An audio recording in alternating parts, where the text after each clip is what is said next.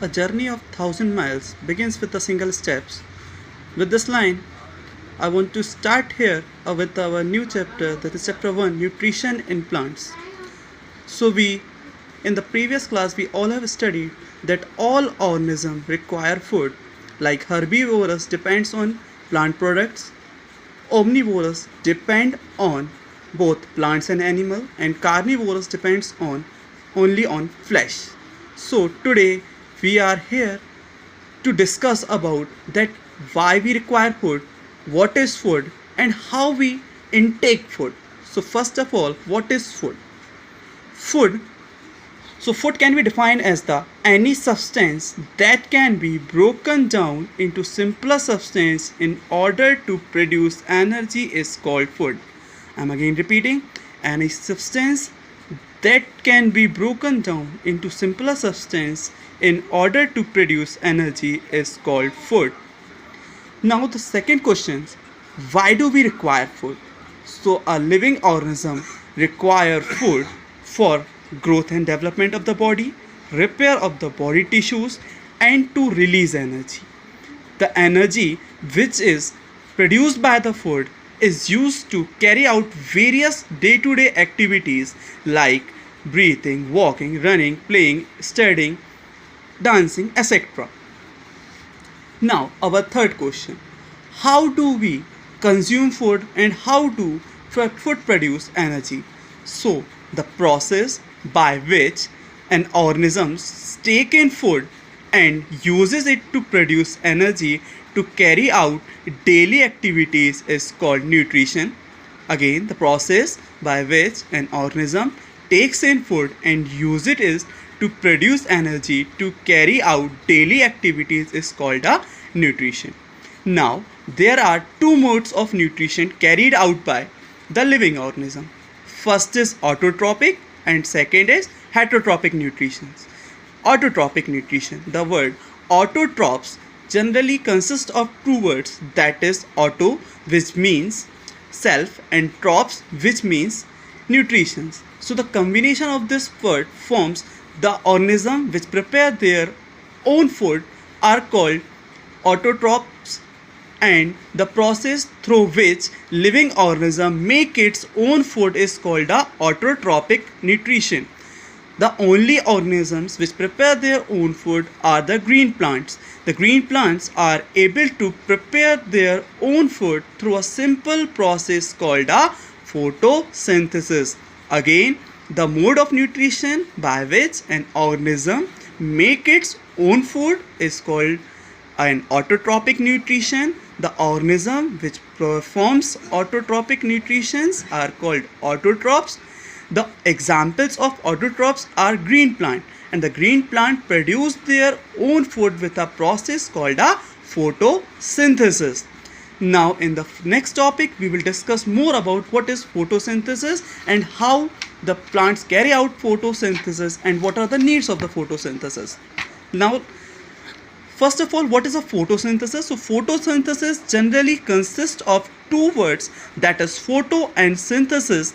Photo, which means light, and synthesis, which means to put together. So the altogether definitions comes of a photosynthesis. The photosynthesis is a process by which plants uses the sun's energy or solar energy to convert water and carbon dioxide into carbohydrate, that is a glucose, and this carbohydrate or glucose is converted into starch, which is stored in various parts of the plant.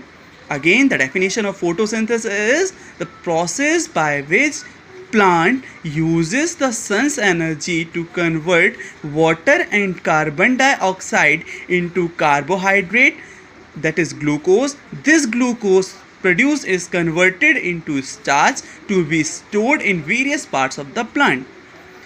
The byproduct is oxygen, which is released in the atmosphere. Now how can we describe this in the form of equation? This can be written as carbon dioxide plus water in the presence of sunlight and chlorophyll forms the starch plus oxygen. Now you got this? Okay. So activity we will discuss later on. Now what are the Now let us discuss what are the conditions necessary for the photosynthesis. So there are 4 general conditions that need to be met together to carry out photosynthesis. First is chlorophyll, sunlight, chlorophyll, sunlight, air, that is carbon dioxide, and last is water. Now today we will discuss about the 3 topics, the 3 conditions which are necessary for the photosynthesis. The first one here is a chlorophyll. What is a chlorophyll? The chlorophyll is a green color pigment found in the leaves of the green plant. What is a chlorophyll? Chlorophyll is a green color pigment found in the leaves of a green plant. The main function of the chlorophyll is to trap the light energy which is obtained from the sun. The main function of the chlorophyll is to trap the light energy which is obtained from the sun. Now next, most important condition is sunlight. Sun is the main source of energy for green plant. Yes, sun is the main source of energy for green plant. Sunlight is trapped by the chlorophyll of the green plant. This energy is used to convert carbon dioxide and water into carbohydrate.